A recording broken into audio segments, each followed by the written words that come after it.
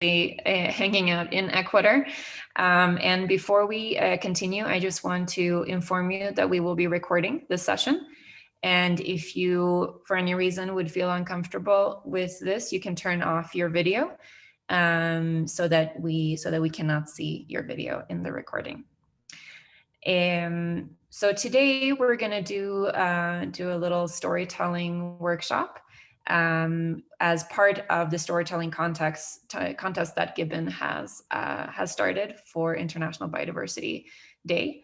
And today we're going to talk a little bit about narrative, the importance of storytelling and the power of storytelling. And we're also going to have a practical section where we enter Miro and build our own stories. And so for any questions that might arise, feel free to write in the chat or raise your hand. And then we'll address any questions you may have. So first, I'm gonna ask you to just enter menti.com. I'm gonna share my screen here so you get so you also see the poll. Let's see here. So in the link that Mario is sending in the chat, you should be able to enter right away without any code. But in case you do need a code, you can see it up on the screen. And so our first question for today is, from where are you connecting? Slovenia? Brazil? Cool. Nicaragua? Ah, nice, Nicaragua. Kenya? Wonderful. Thank you so much. Let's see, I think we have maybe one person left to sign in.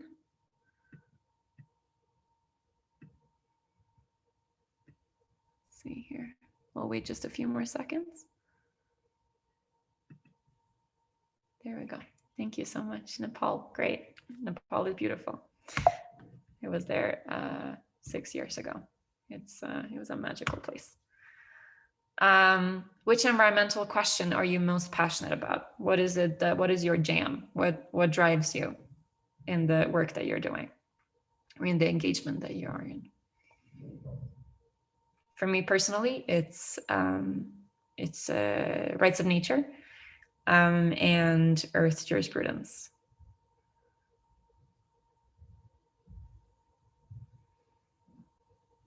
Water and sanitation.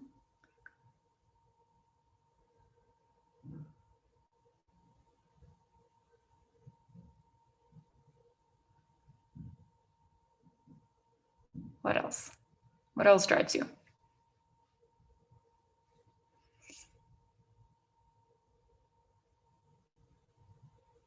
Biodiversity.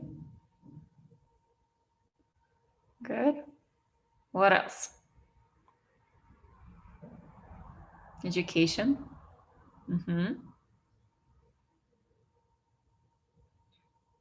Biodiversity, yes. Nature, beautiful.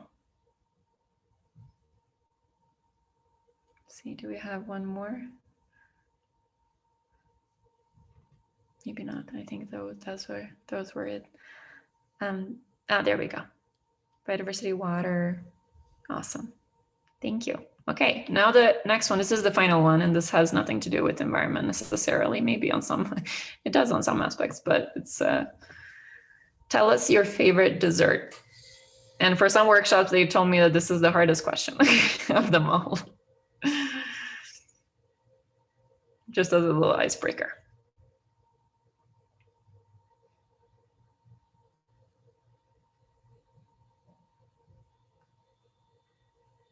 Chocolate, I agree.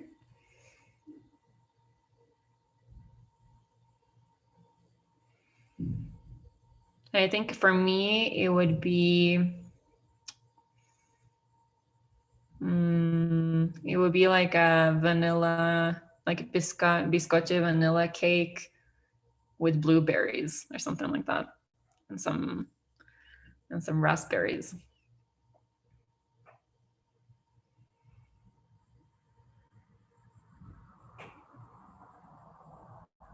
I see a pattern of chocolate here.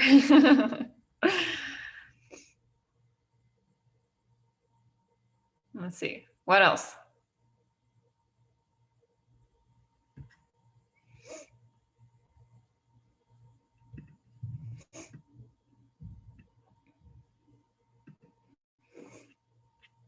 Oh, we have Sweta joining. Hi, Sweta. Hello. Hello. We're just doing the Mentimeter right now. Okay. Okay, so I think that we can stop the Mentimeter, and we can go back to the presentation. So I'm gonna just turn off my video for a moment. So before we go into the practical part, I did want to go a little bit into today's dominant narrative and its challenges, and looking a little bit at how do we perceive the world around us. So in many countries and cultures around the world, ecosystems and non-human living beings are seen as human-owned objects whose reason for existence is to be exploited and used for human benefit and economic profit. And this is a dominant narrative that permeates almost all spaces in which economic power is fostered and where decision-making occurs. And this, for me personally, this is very disturbing, because such views defy the natural laws that govern life on Earth. And this kind of model really only benefits the few. It jeopardizes the rights to life and respect of the many, and it unmercifully destroys the preconditions for life on Earth.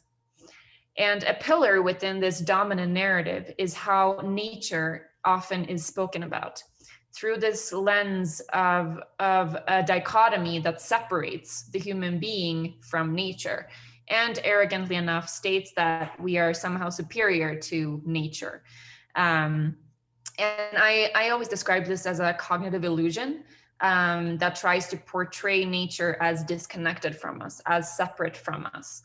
And this is concerning, to say the least, because if we maintain this dichotomy in human governance systems that are now based on anthropocentric violence against non-human life on Earth, humanity is contributing to the irreversible collapse of ecosystems across the planet.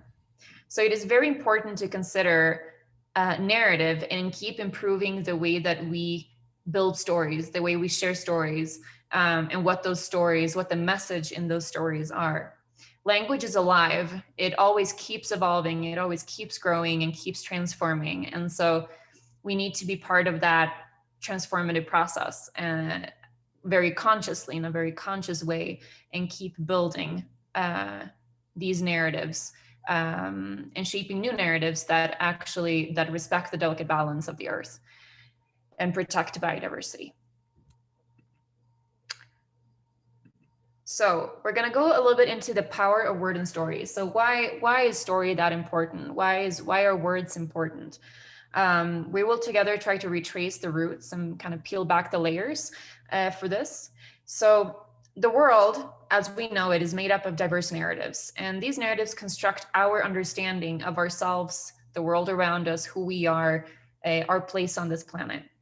And these narratives come with a set of ideas and experiences which are reflected in the words that we use, right? So this means that each of us has a unique understanding of nature, because our unique interactions and emotional bonds with the rest of the natural world shape the meaning that each of us give to nature. So when it comes to defending and protecting Earth's web of life, it is essential that you, me, all of us reflect upon the words we use and what kind of narratives those words shape. And so why is this important? Words matter because the way we use them produces and reproduces certain patterns, values, and perceptions. So we are already seeing some changes that are occurring. For example, climate change. Many people are now saying climate crises. They're saying climate emergency, climate breakdown, because it is becoming very clear that we need something that reflects the urgency in this crises that we are in. Another thing is, for example, some people say, you know, ecosystem services. There is now one term that is emerging and growing a lot, which is life support systems, where we don't put nature in the more traditional sense, in the more conventional sense, all that is non-human, as something that is a service to humans. So we're looking at, for example, saying humans and nature. We've heard, I've personally heard many times people saying humans and nature, humans versus nature, and instead looking at the web of life that we are part of, or the Earth system, as a way to transform the way we speak. And with those words, we transform the narrative, because we change the way we speak about things. We change the way we look at the world around us and ourselves. And so this is something that is very, very important. So what if we can then change the system by rediscovering our words and the narrative that we reproduce or produce in our work for transformational change? We need to look at, you know, do the words that I use reflect the message that I want, the world that I want to see, the kind of system that I want to contribute to? And this is a topic that I think is not discussed as much as needed, because we can sit and talk about, you know, what should be done and what is wrong with the world, and this is like this and should be like that. But I believe that, you know, through ecological literacy and by reflecting upon our story, we can examine and dissect this dominant narrative and look at how to transform it so that our way of being, relating, and thriving together on this planet actually respects the delicate balance of the Earth and its regenerative capacity. For example, I believe the web of life is more interconnected than we can imagine. I believe nature lives within us and around us, because we as humans are nature too. And in which ways are we so intrinsically interlinked? For example, at this moment, for me to be able to share this with you, I am carrying 1.5 kilos of air, non-human nature in me. Without it, I cannot live. Without it, I cannot share my message. Let's throw in a second example. A 2018 study found that human cells make up only 43% of the body's total cell count, and what remains are microscopic creatures. Now, if this is true, where does microbe within me end and human begin? You know, we need to start looking at who are we, and how do we relate, and how are we interlinked so profoundly with everything around us? And my point here is that I cannot separate myself from the water I drink, the food I eat, the air I breathe. And so how do we best understand this intrinsic connection? And I believe that we do that through stories. I consider myself a storyteller. And as a storyteller, I must learn the power of my story, what value I place in the words I use that compose that story, and how those words configure my understanding of reality. I have to begin asking myself what it means to be human on a living planet with a complex web of diverse life that I am part of. I have to begin asking myself how I make up the stories about the world around me, how those define me and how I act. So how can we create powerful stories of a new paradigm and have those stories navigate us through these different ecological crises? So I believe that, you know, we have established that the same sucks, right? And so how do we change this dominant narrative that is actually keeping things the same, and that, you know, has gotten us and the planet and its web of life to where it is right now? And I believe that that is done through dissecting, questioning, pausing to reflect, breaking norms, reshaping, daring to be bold. And lastly, we use stories to reach out to others. Stories can be incredibly powerful as tools and ways to touch other people.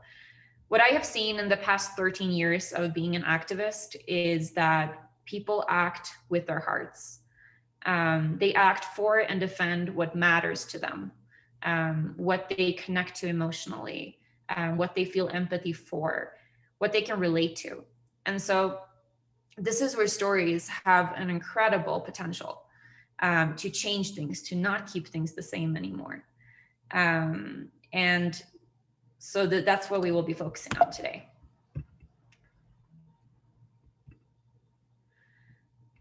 So, whoops.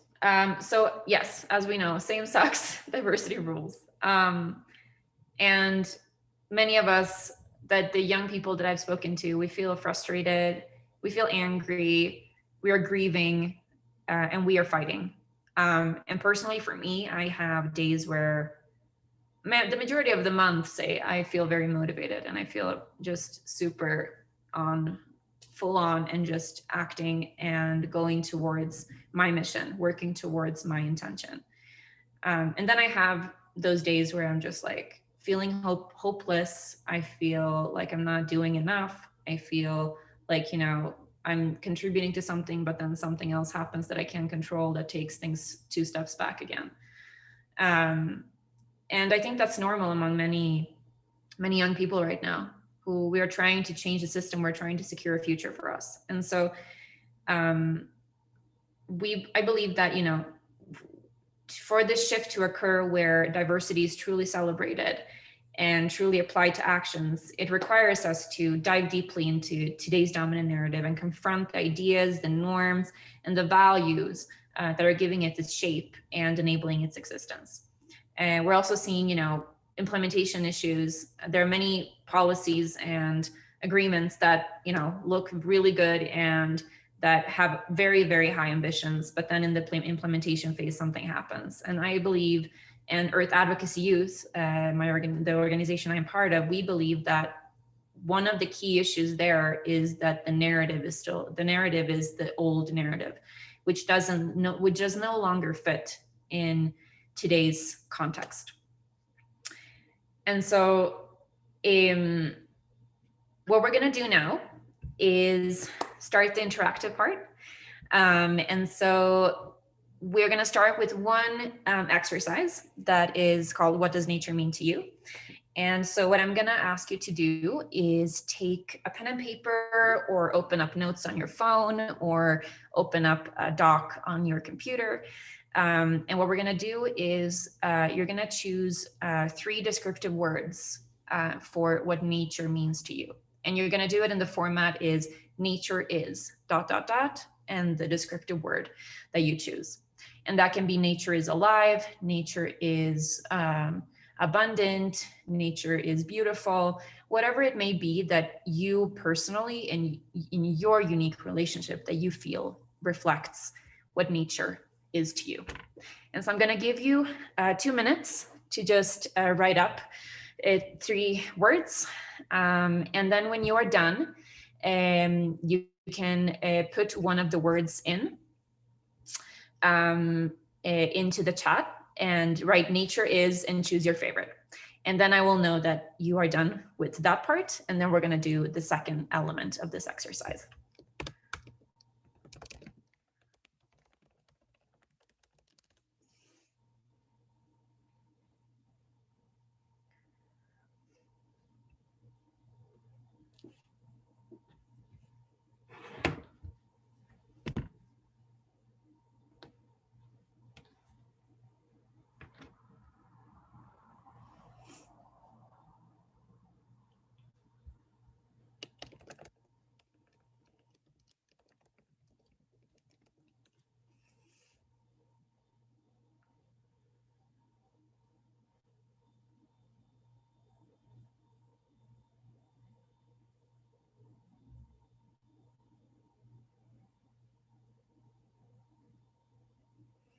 So take a moment just to define what those words are that describe this beautiful web of life that we are part of.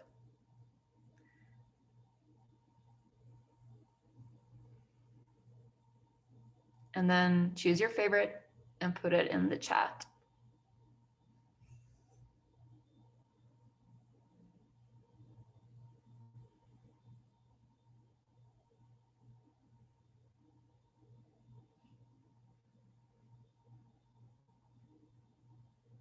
Nature is mother, which feed us everything. Mm-hmm.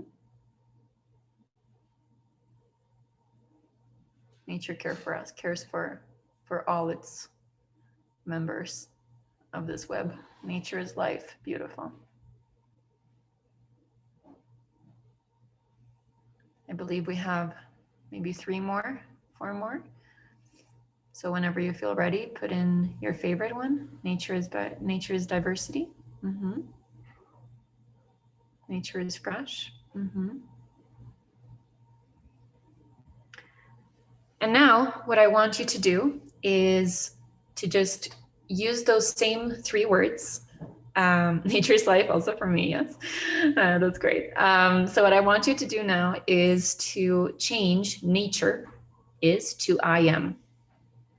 So use the same words and then just write them again, I am, and the words that you used, the descriptive words. So I am life. I am diversity. I am fresh. I am alive.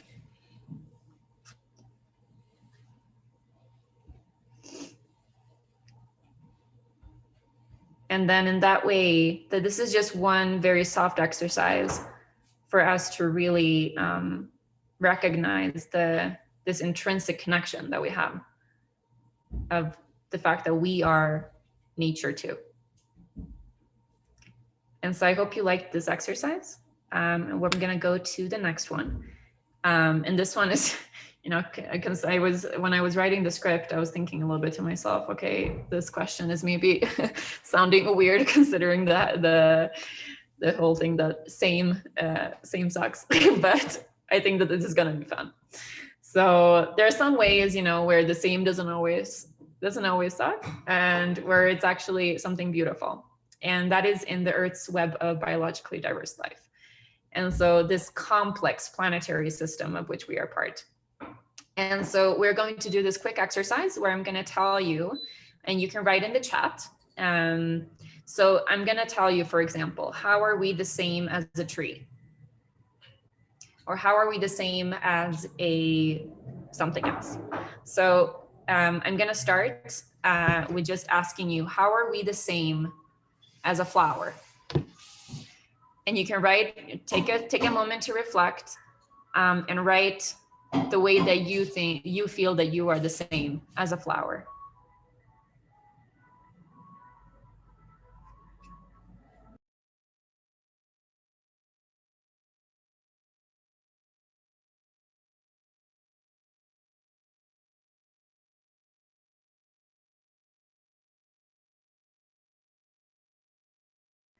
Great. I grow.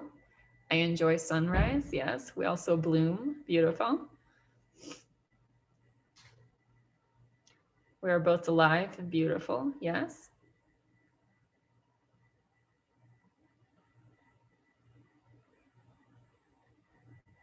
Great.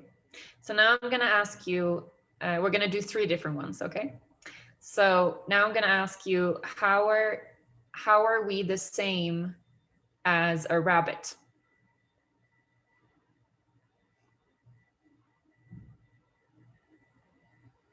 We often talk about differences. How are we different from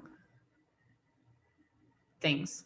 How are we different from other beings? How are we different amongst ourselves? So it's important to also look at how are we the same.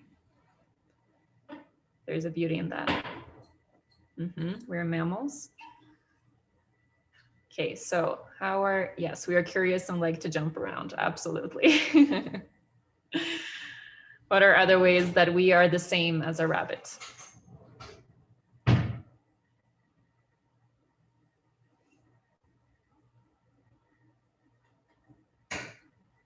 We die too. Yes, that is very true. We need nature for survival. Yes.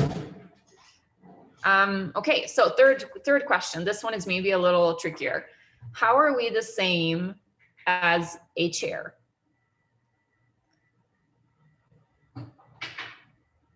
And a clue here is to look at a little bit, where does everything come from?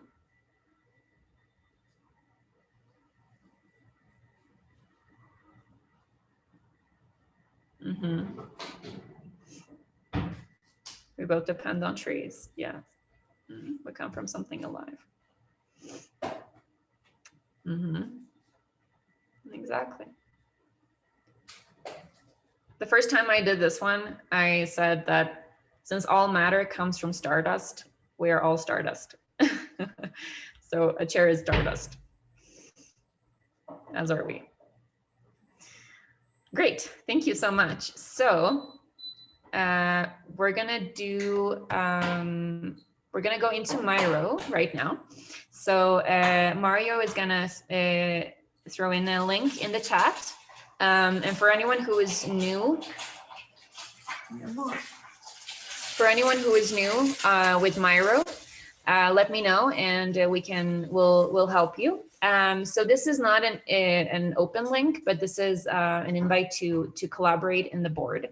So this means that you have to, if you haven't already, you need to create an account, but it's free and you can delete it after the session. And I'm gonna just enter it right away here so that you can see.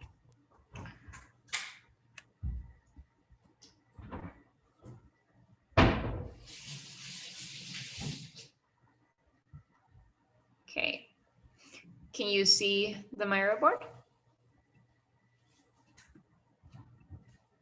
Yes, yeah, we see. Exactly. You can also sign in with the Google account so that you don't have to do the whole process of putting an email and password and all of that.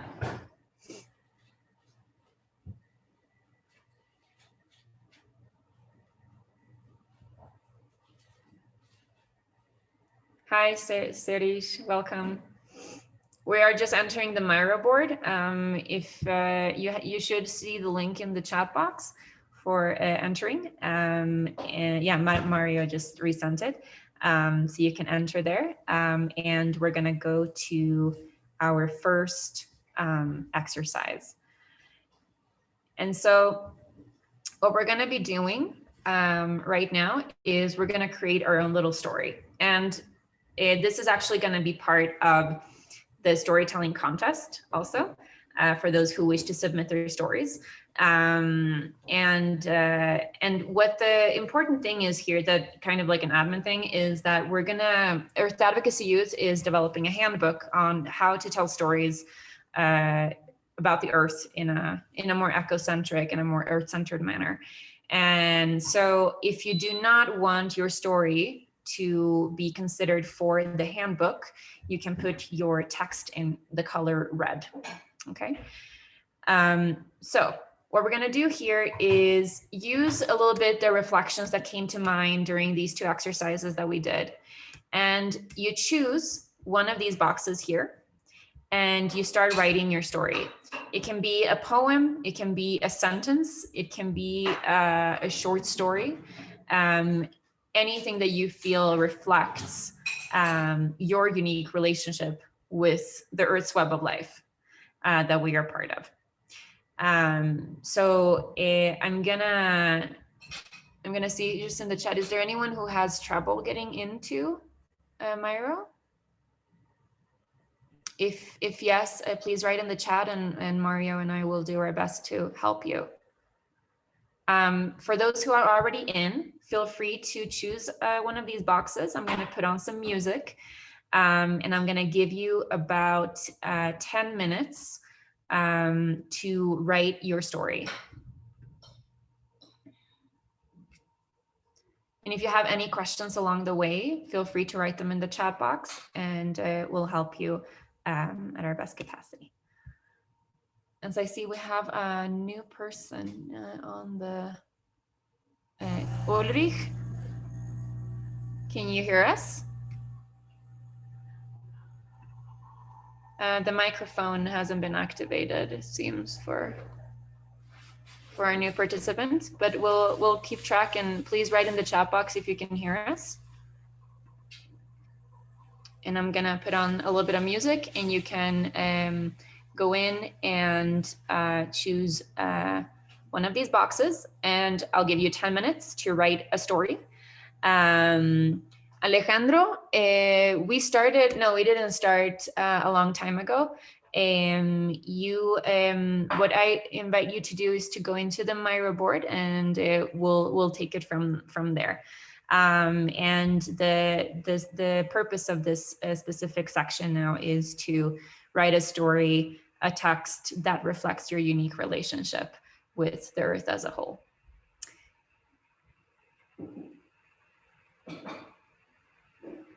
Gracias. So choose one of the boxes and start writing. Start just channeling out that that connection that you have with the rest of the earth. And Alejandro, I see that you are on the right side over here. So we're gonna start on the very left, where with the yellow cloud. There we go. And you choose one of the bubbles, and you can also choose the language that you prefer to write in. If anyone feels that they want to write in another language than English, that's super okay. That's actually that would be kind of cool actually to have in that collection. So feel free to write in the language you feel most comfortable in. And again, if someone does not want their story to be considered for the handbook, put your text in the color red. And there are already some examples here of stories from another workshop we had at the IUCN Youth Summit. So you can draw some inspiration from those if you'd like. So I'm gonna put on some music now, and I'll give you time to write.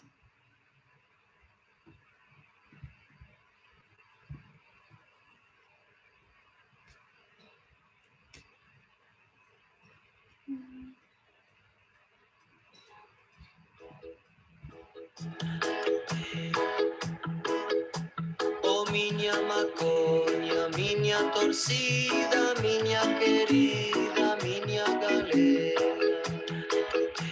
Oh, minha cachoeira, minha menina, minha flamenga, minha capoeira. Oh, minha menina, minha querida, minha valera. Oh, minha maloca, minha larica, minha cachaça, minha cadeira. Minha vagabunda, oh, minha vida, minha mambembe, minha ladeira. Oh, minha menina, minha querida, minha Valéria.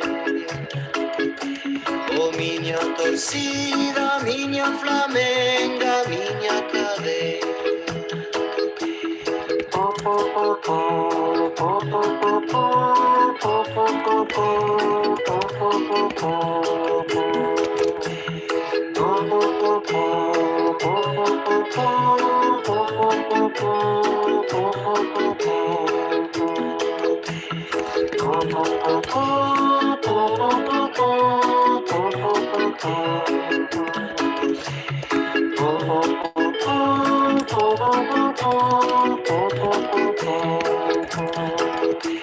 Oh, minha maconha, minha torcida, minha querida, minha galera. Minha vagabunda, minha mambembe, minha beleza, minha capoeira. Oh, minha menina, minha querida, minha Valéria. Minha torcida, minha flamenga, minha cadeira. Oh, minha maconha, minha torcida, minha querida, minha galera.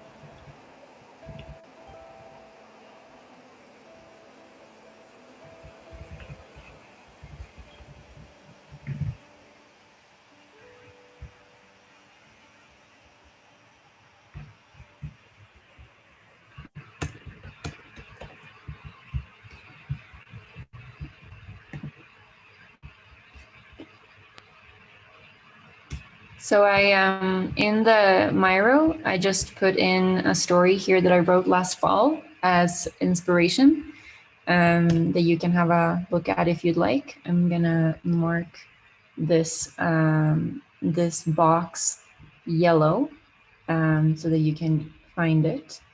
So maybe mark it in another color that I don't see here.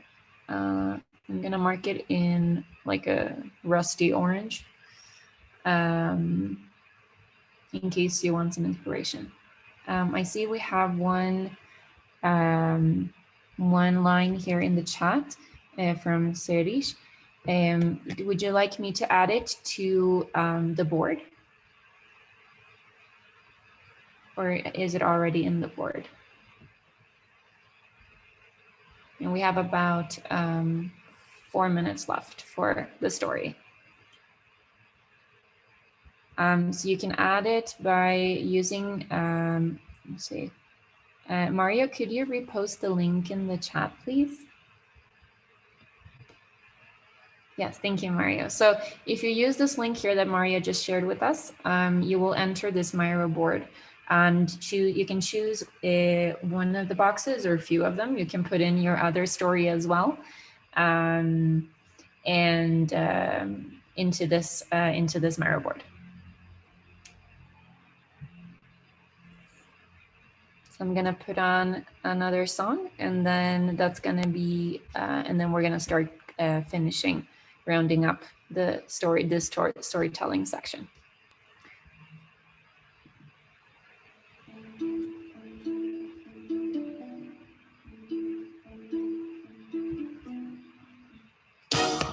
Oops, sorry. Here it is.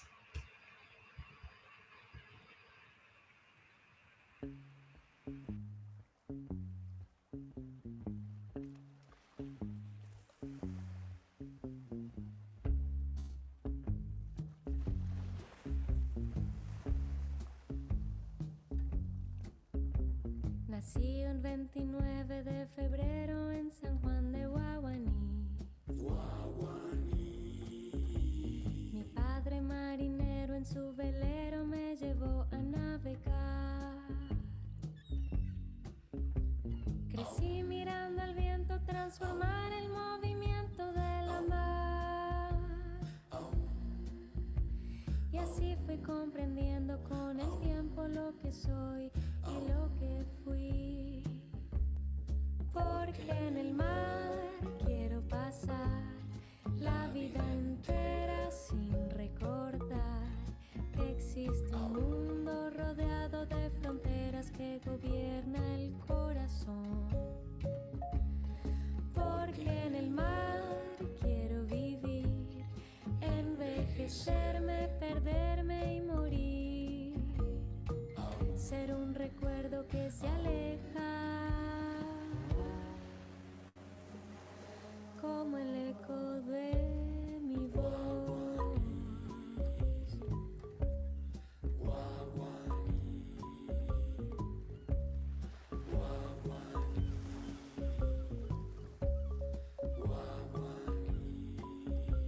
Las calles se tornaron rascacielos en San Juan de Guaguaní.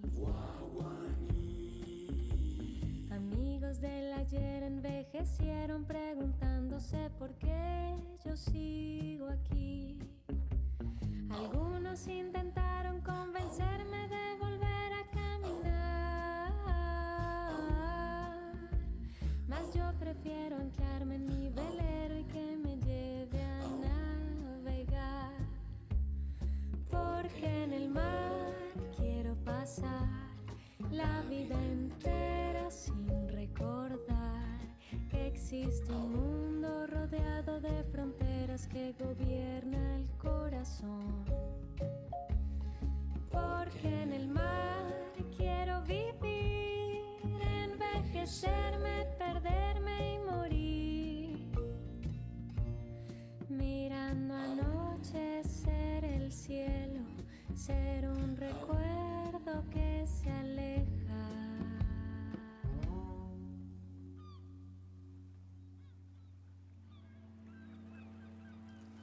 Como el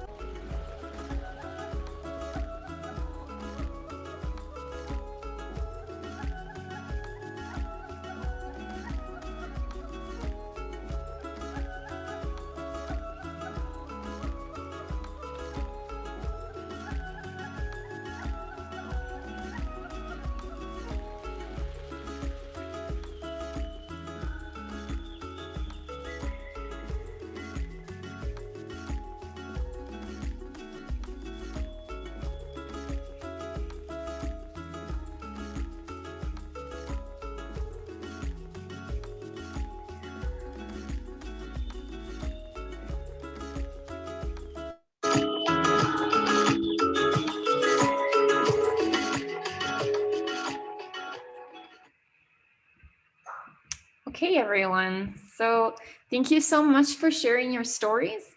Serish, I put your story in one of the boxes. Just in case.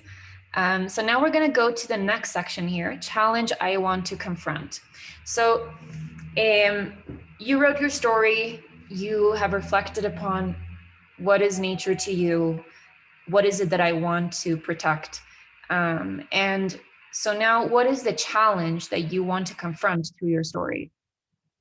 What is it that what kind of challenge is your story connected to? And so you take a post-it from right below here, you drag it up here, and you write the challenge that your story is addressing or channeling. So for those who are, you can continue with your stories afterwards in case you don't feel ready. You can save this link and you will continue having access to this board. So at any time you can go back, you can add, you can adjust, you can do whatever feels comfortable. So if you can pinpoint one key challenge that you want your story to reflect.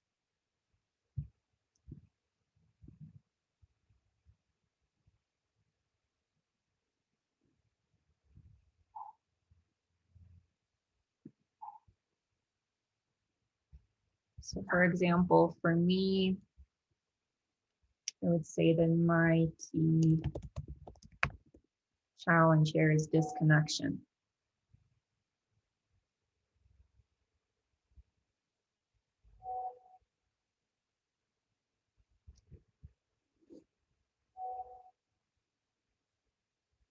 You can add more than one post-it also if you want. I'm gonna take the liberty and do two. So the challenge that, the second challenge I am addressing through my story is lack of empathy for nature as a whole. But there's a lot of violence taking place.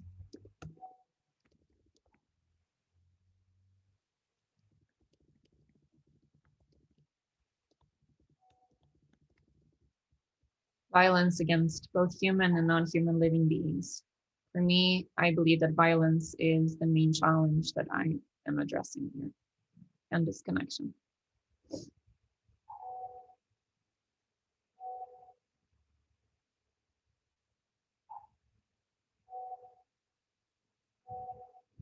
And do remember to take screenshots of this also later so that you remember that you have access to your story, you have access to your post-its and other post-its that you might feel drawn to. And keep adding as many post-its as you want.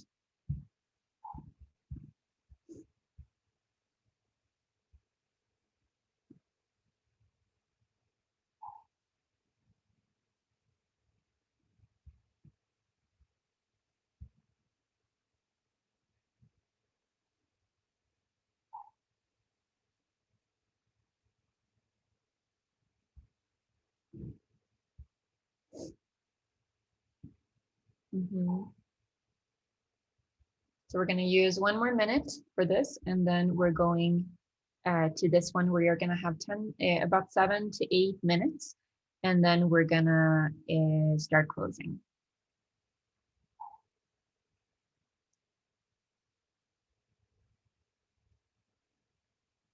And there I'm going to also put on some of the music, and you can work on your narrative.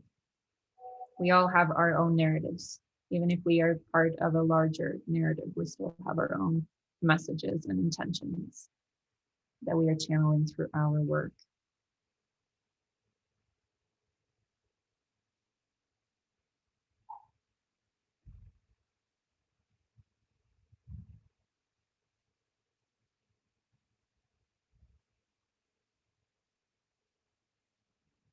All right.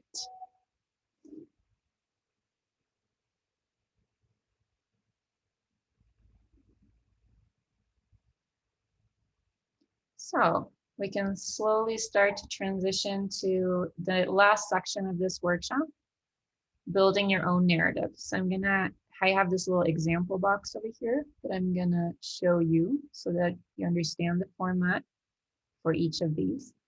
So again, here you choose one of these empty, the boxes that don't have any content in them already, or actually like any specific actions or intentions.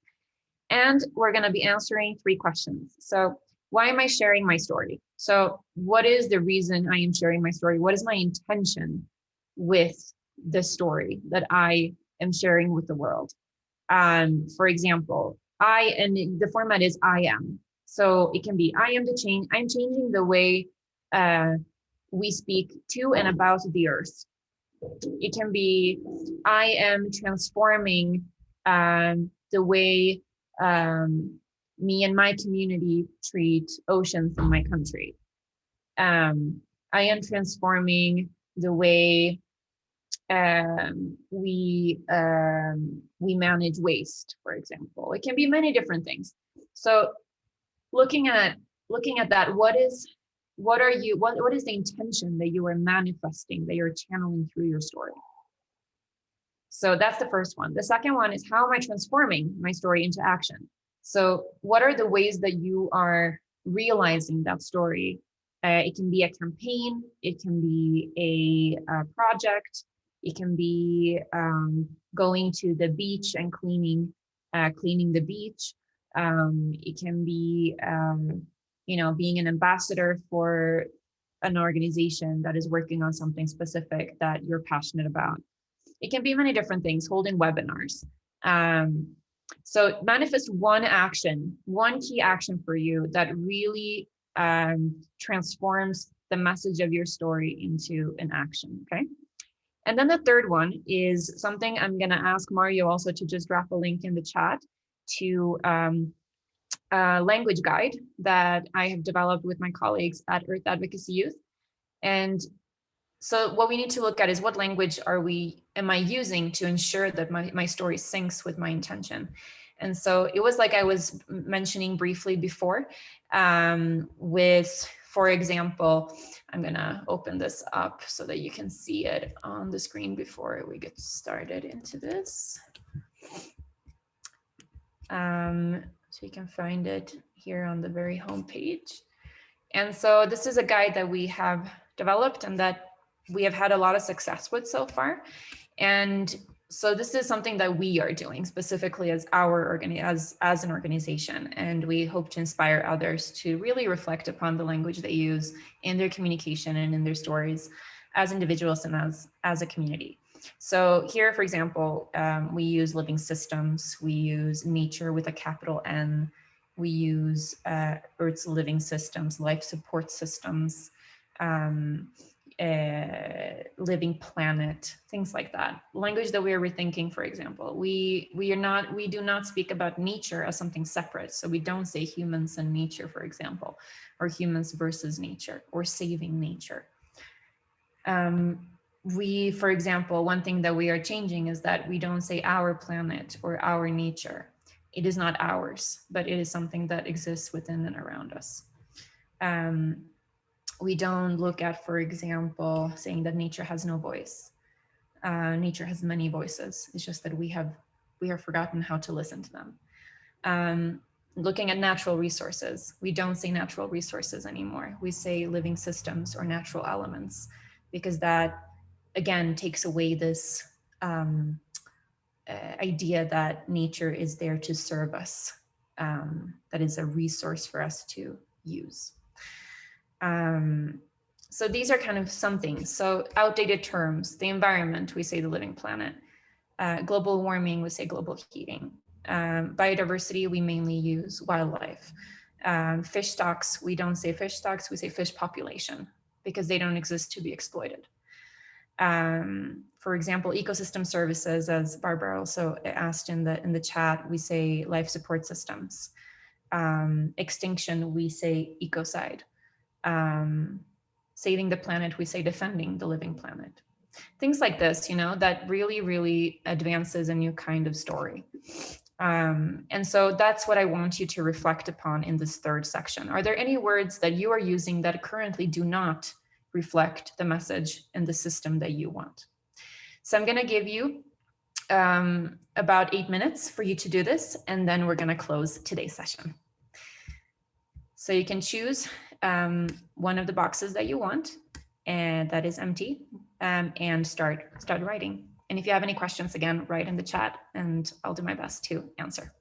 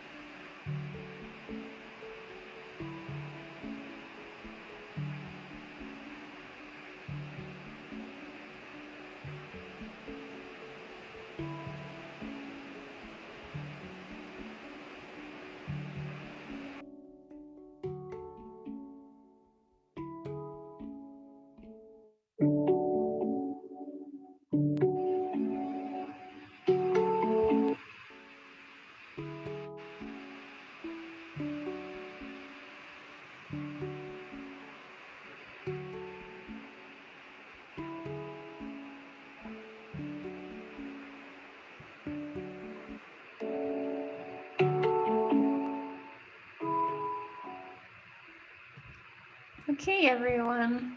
So I invite you to continue doing this after the session ends.